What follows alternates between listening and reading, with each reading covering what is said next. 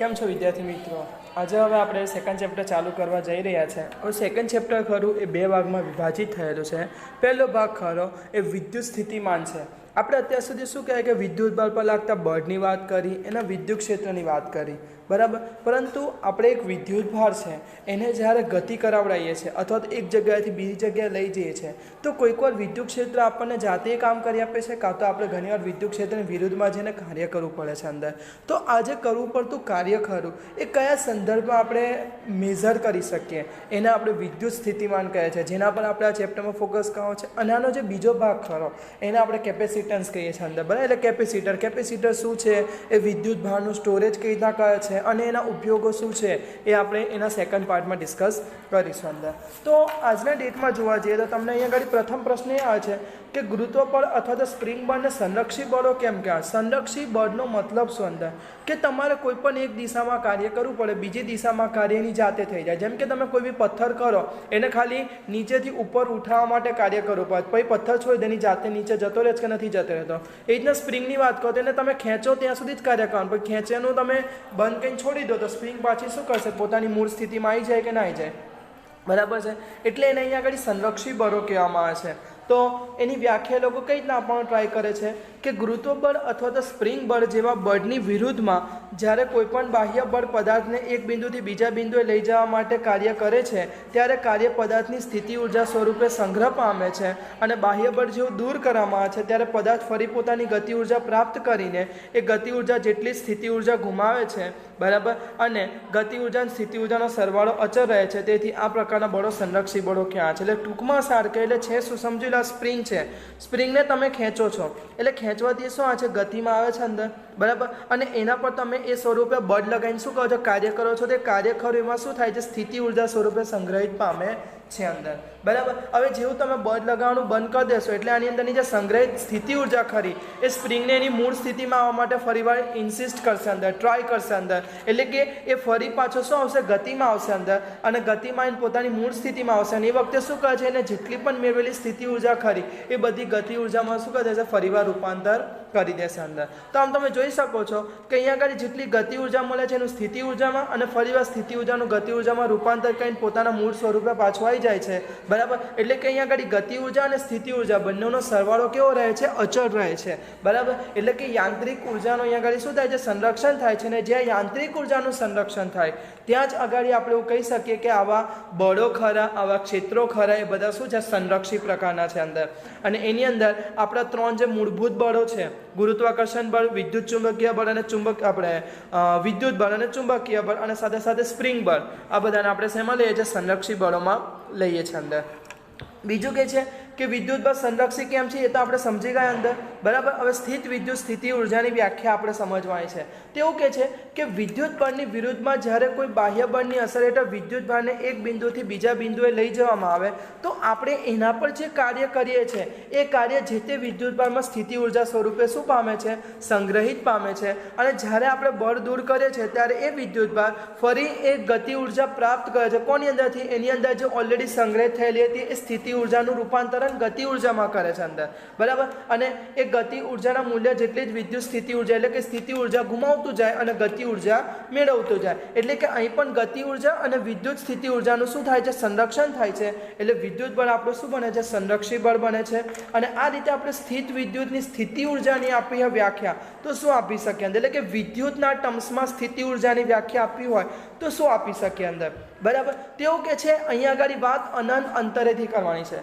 તો અનંત અંતરેથી વિદ્યુત ક્ષેત્રમાંના કોઈ પણ બિંદુ સુધી જો આપણે કોઈ એકમ ધન વિદ્યુત ભારને વિદ્યુત ક્ષેત્રની વિરુદ્ધ અચળ ઝડપે ગતિ કરાવીને લાવવા કરવું પડતું જે કાર્ય ખરું એને જે તે બિંદુ પાસેના સ્થિત વિદ્યુત સ્થિતિ ઉર્જા કહેવામાં આવે છે અંદર. તેઓ સમજી લો આટલા એરિયામાં ઓલરેડી વિદ્યુત ક્ષેત્ર છે, આપણે આ બિંદુ પર એક વિદ્યુત ભાર લાવવાનો છે. ક્યાંથી લાવવાનો છે? અનંત અંતરેથી. તો અનંત અંતરેથી આપણે લાવીશું તો અહીં સુધી કોઈ વાંધો નથી, બરાબર. જેવું એ વિદ્યુત ક્ષેત્રમાં દાખલ થશે તો જ એના પર એની શું થશે? અસર થશે અંદર, બરાબર. તો અહીંયા આગળ એ જ કહે છે કે અનંત અંતરેથી વિદ્યુત ક્ષેત્રમાંના કોઈ પણ બિંદુ સુધી અહીંયા આગળ જે લાવવાનો છે કોણ લાવવાનો છે? એકમ ધન વિદ્યુત ભાર લાવવાનો છે, બરાબર. એમાં વિદ્યુત ક્ષેત્રની વિરુદ્ધ, હવે વિદ્યુત ક્ષેત્ર એને શું કરશે? ભાઈ દૂર ધકેલશે, પણ આપણે શું કરવાનું છે? એને નજીક લાવવાનું છે અંદર. સમજ્યા કે ના સમજ્યા અંદર? તો આ રીતના અચળ ઝડપે ગતિ કરાવીને આપણે અહીંયા જ્યારે લાવીએ છીએ આપણા બિંદુમાં, તો એના માટે આપણે જે કરવું પડતું કાર્ય છે કોની અગેન્સ્ટમાં, ઓલરેડી જે વિદ્યુત ક્ષેત્ર છે એની અગેન્સ્ટમાં, તો એ કાર્ય ખરું એનામાં જે સ્વરૂપે સંગ્રહિત પામે છે એને આપણે વિદ્યુત સ્થિતિ ઉર્જા કહીએ છીએ અંદર. સમજી ગયા કે ના સમજી ગયા દરેક જણ આટલો ભાગ? હા કે ના? ચલો ત્રીજા પોઈન્ટની વાત કરીએ આપણે અંદર. તો ગુરુત્વાકર્ષણ બળ અને વિદ્યુત બળની સામ્યતા તફાવત લખો. તો આપણે શું કહેવાય કે 11માં જોઈ ગયા છે, તો આના વિશે બહુ ડિટેલમાં આપણે જતા નથી અંદર, બરાબર. ત્યાર પછી વાત કરીએ કે કોઈ વિદ્યુત ભાર સંરચનાને લીધે મળતા વિદ્યુત ક્ષેત્રમાં વિદ્યુત સ્થિતિ ઉર્જાની સમજૂતી આપવાની છે અંદર. આગળ આપણે વ્યાખ્યા લખીને એનું વિસ્તૃત વર્ણન અહીંયા આગળ આપેલું છે, એવું સમજો તો પણ ચાલે અંદર, બરાબર. તો તમારે સૌથી પહેલાં શું કહે છે, વિદ્યુત ક્ષેત્ર લેવાનું હતું કોઈ બી, તો એ વિદ્યુત ક્ષેત્ર આપણે કોઈ વિદ્યુત ભાર લે કે સપોઝ એક કેપિટલ ક્યુ વિદ્યુત ભાર છે, એને કાર્ટેશિયન યામ પદ્ધતિના ઉદ્ગમ બિંદુ પર મૂકી દો અંદર, બરાબર. અને એના કારણે ઉદ્ભવતા વિદ્યુત ક્ષેત્રને ધ્યાનમાં લો, એટલે કે છે કે ધારો કે ઉદ્ગમ બિંદુએ પણ મૂકેલા કેપિટલ ક્યુ વિદ્યુત ભારનું વિદ્યુત ક્ષેત્ર કેટલું છે, ઈ છે અંદર, બરાબર. હવે આપણે એક પરીક્ષણ વિદ્યુત ભાર લેવા છે જેને આપણે સ્મોલ ક્યુ કહીશું, બરાબર છે. અને એને શું કહે છે, આર બિંદુથી પી બિંદુએ ક્યુ પરના વિદ્યુત ભારની લીધે અપાકર્ષણ બળની વિરુદ્ધ દિશામાં લાવવાનું છે. હવે છે શું કે ક્યુ બી ધન છે અને કેપિટલ ક્યુ બી ધન છે, એટલે બે વચ્ચે શું થવાનું, અપાકર્ષણ થવાનું કે નહીં થવાનું, બરાબર છે. હવે આપણે શું કહે છે, ઓલરેડી એ જે સ્મોલ ક્યુ વિદ્યુત ભાર ખરો ક્યાં આગળ છે, આર બિંદુ પર છે, અને ત્યાંથી એને ક્યાં લાવવાનો છે, પી આગળ. એટલે તમે જોઈ શકો છો કે ધન વિદ્યુત ભારનું વિદ્યુત ક્ષેત્ર આ રીતે હોય અંદર, હા કે ના? તો વિદ્યુત ક્ષેત્ર આમ છે અને આપણે વિદ્યુત ક્ષેત્રની વિરુદ્ધ દિશામાં આરથી કઈ બાજુ લાવીએ છીએ, પી બાજુ લાવીએ જ કે નહીં લાવતા અંદર. એટલે આપણે એના પર શું કરવું પડે, કાર્ય કરવું પડે કે ના કરવું પડે અંદર, હા કે ના?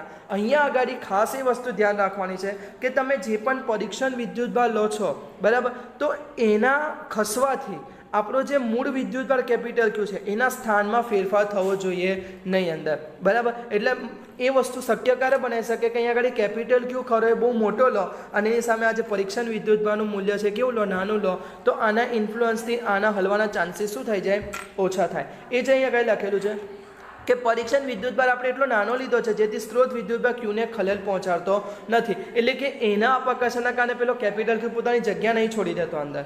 હવે કહે છે શું કે સ્મોલ ક્યુ વિદ્યુત ભારને જ્યારે આરથી પી સુધી લાવીએ છીએ, તો ધારો કે એના પર આપણે જે બાહ્ય બળ, કારણ કે એને ગતિમાં લાવવું હોય તો બળ તો લગાવવું પડશે, તો આપણે જે બાહ્ય બળ લગાડીએ છીએ એને આપણે શું કહી દઈએ, એફ એક્સટર્નલ એવું કહી દઈએ, એક્સટર્નલ એટલે બહારનું અંદર, બરાબર.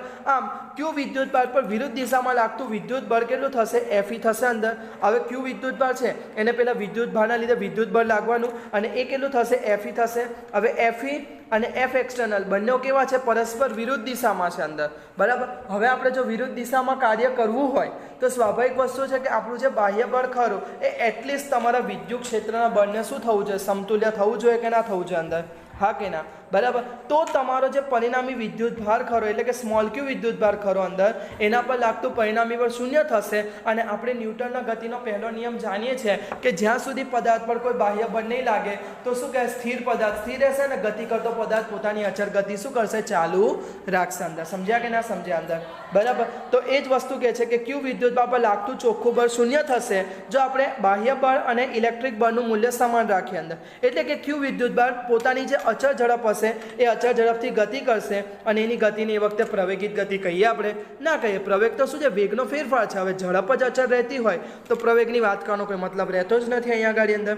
બરાબર. હવે શું કહે છે કે આ સ્થિતિમાં બાહ્ય બળ વડે થયેલું કાર્ય એ વિદ્યુત ભાર ક્યુની સ્થિતિ ઉર્જાના સ્વરૂપમાં શું પામે છે, સંગ્રહ પામે છે અંદર, બરાબર. તો આ કાર્ય વિદ્યુત બળ વડે થતા કાર્યના ઋણ મૂલ્ય જેટલું હોય છે. હવે સીધી વસ્તુ છે કે જ્યાં આપણે કામ કરવાનું હોય ને ત્યાં માઇનસ સાઇન મૂકી દેવાની, કારણ કે છેલ્લા ખર્ચાયા તો આપણે ને અને આપણને ફ્રીમાં મળતું હોય એટલે કે વિદ્યુત ક્ષેત્ર આપણું કામ કરી આવતું હોય તે વખતે કાર્ય કેવું લેવાનું, ધન લેવાનું. જો આ પોઈન્ટ યાદ રાખશો તો બધી થિયરીમાં કામ લાગશે તમને અંદર, બરાબર. હવે શું કહે છે કે જો ક્યુ વિદ્યુત ભાર પી બિંદુએ પહોંચે છે ત્યારબાદ બળ જો દૂર કરવામાં આવે છે તો વિદ્યુત બળ તે વિદ્યુત ભારને ક્યુ બિંદુથી દૂર લઈ જાય છે, બરાબર. અને પી આગળ સંગ્રહ પામેલી બધી જે ઉર્જા ખરી એ વિદ્યુત ભાર ક્યુ ખરો એને ગતિ ઉર્જા સ્વરૂપે એ ઇન્વેસ્ટ કરવાનું ચાલુ કરી દે છે. અને આમ જોવા જઈએ તો કોઈ પણ ટાઈમે તમને ગતિ ઉર્જા અને સ્થિતિ ઉર્જાનો સરવાળો કેવો મળે છે, અચળ રહે છે. કારણ કે આપણે જાણીએ છીએ કે વિદ્યુત બળ કેવું બળ છે ભાઈ, સંરક્ષિત બળ છે અંદર, બરાબર. હવે આપણે સમજો કે વિદ્યુત ભાર ક્યુને ક્યાંથી ક્યાં લાય, આરથી પી લાય, તો એના વડે કરવું પડતું કાર્ય ખરું એને આપણે શું કહે છે કે એના માર્ગને નાના નાના વિભાગોમાં વહેંચી કાઢીએ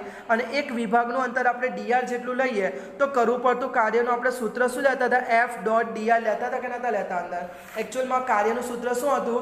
એફ ડોટ ડી હતું, બળ ગુણ્યા સ્થાનાંતર લેતા હતા આપણે અંદર. પણ અહીંયા આગળ સૂક્ષ્મ ખંડો માટે લે છે, એફ ડોટ ડી આર લખીશું. હવે અહીંયા આગળ આપણે જે બાહ્ય બળ છે એ અચળ લગાવીએ છીએ. અહીંયા આગળ બળના મૂલ્યમાં આપણે ફેરફાર નથી કરતા ઘડી અંદર, બરાબર છે. એફ એક્સટર્નલ આપણું શું છે? અચળ છે. તો જુદા તો આવા બધા માટે આપણે કરીએ તો આપણે સંકલન ક્યાંથી ક્યાં કરવું પડે? આરથી લઈને પી બિંદુ સુધીનું કરવું પડે કે ના કરવું પડે? બરાબર. તો આ જે તમને કાર્ય મળે છે આરથી પી જવાનું અંદર, એ તમારું શું થઈ ગયું? સ્થિતિ ઉર્જાનું સૂત્રનો પોઈન્ટ થઈ ગયો અંદર. સમજ પડે છે દરેક જણે આટલો પાઠ? હા કે ના? અને આમ વિદ્યુત બળ વડે થતું કાર્ય, હવે આપણે વાત કરી હતી કે વિદ્યુત બળ વડે થતું કાર્ય આપણે વાત કરવાની છે. તો અહીંયા આગળ શું થશે? આરથી પી આવશે અને આપણે સાઇન શું કહીશું? માઇનસ લખીશું અંદર. સમજ્યા? જે કાર્ય વિદ્યુત ભારની સ્થિતિ ઉર્જા સ્વરૂપે સંગ્રહ થાય છે, અહીંયા આગળ વિદ્યુત બળ નહીં આવે, આપણા બળ વડે થતું કાર્ય થશે. વિદ્યુત ક્ષેત્રની વિરુદ્ધ દિશામાં થતું કાર્ય આવશે અંદર આ. બરાબર. એટલે આ સ્ટેટમેન્ટ અહીંથી કાઢી નાખજો. અને આપણે સ્થિતિ ઉર્જા ખરી એને યુ સ્વરૂપે રિપ્રેઝેન્ટ કરીએ છીએ, એટલે યુનું તમારું શું થશે? આ સૂત્ર થશે અંદર. સમજી ગયા કે ના સમજી ગયા અંદર? હા કે ના? તો આ શું છે? તમારું સ્થિતિ ઉર્જાનું સિમ્પલ સૂત્ર છે અંદર. બરાબર. હવે જે બી છે છેલ્લા છે શું ભાઈ? વિદ્યુતીય બળની વાત છે અંદર.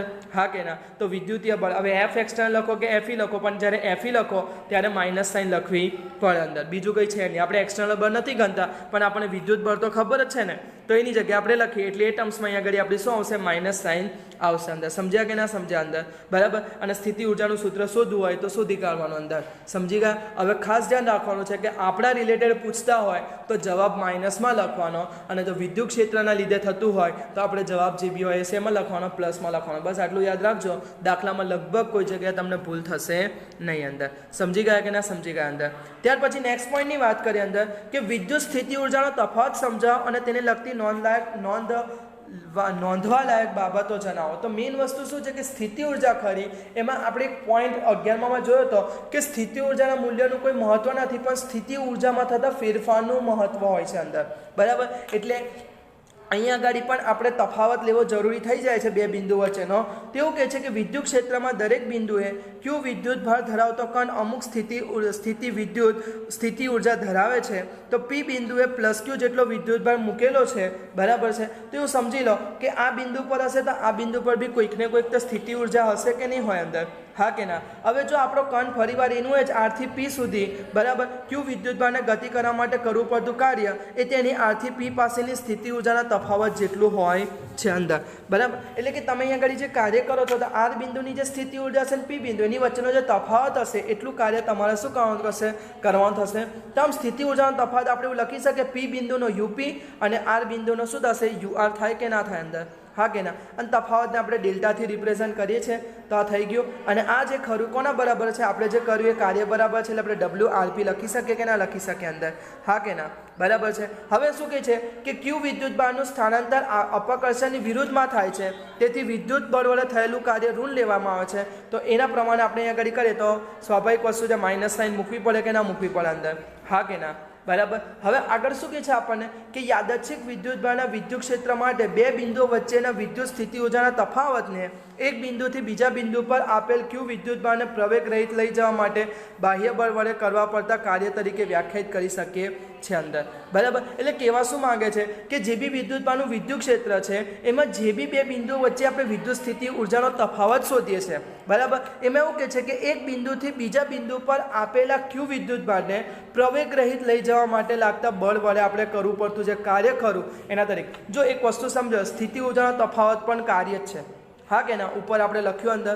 બરાબર. કાર્ય કયું લીધું કે વિદ્યુતભારને એક બિંદુથી બીજા બિંદુ એટલે કે એક બીજા બિંદુ પર આપેલા. બરાબર. કોને? ક્યુ વિદ્યુતભારને. અને કેવી રીતે લાયા? પ્રવેગ રહિત લાયા, અચળ બળથી લાયા આપણે એની અંદર.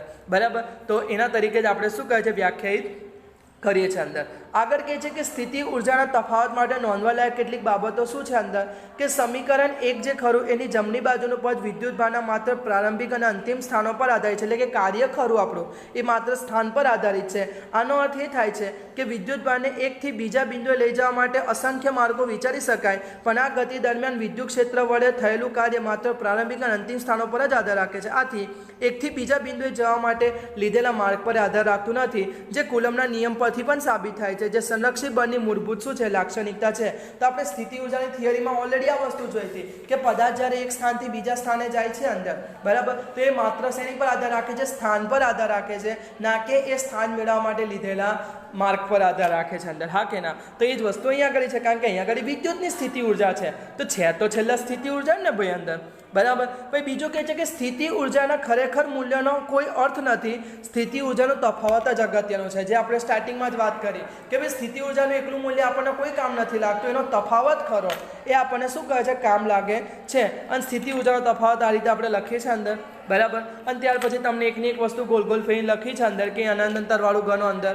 આમાં આપણે કંઈ પડવા જેવું રાખતું નથી અંદર, બરાબર. અને આગળ કે છે કે કોઈ પણ વિદ્યુતભારને લીધે ઉદ્ભવતા વિદ્યુત ક્ષેત્રમાં કોઈ પણ બિંદુએ વિદ્યુતભાર ક્યુની સ્થિતિ ઉર્જા તે વિદ્યુતભારને અનંત અંતરથી તે બિંદુએ બાહ્ય બળ એટલે કે વિદ્યુત બળ જેટલા જ અને વિરુદ્ધ દિશામાંના વડે થતું શું છે? કાર્ય છે અંદર. એટલે કે સ્થિતિ ઉર્જા કાર્ય જ છે વિદ્યુતભારને અનંત અંતરથી આપેલા બિંદુ સુધી વિદ્યુત ક્ષેત્રની વિરુદ્ધ દિશામાં લગાવીને.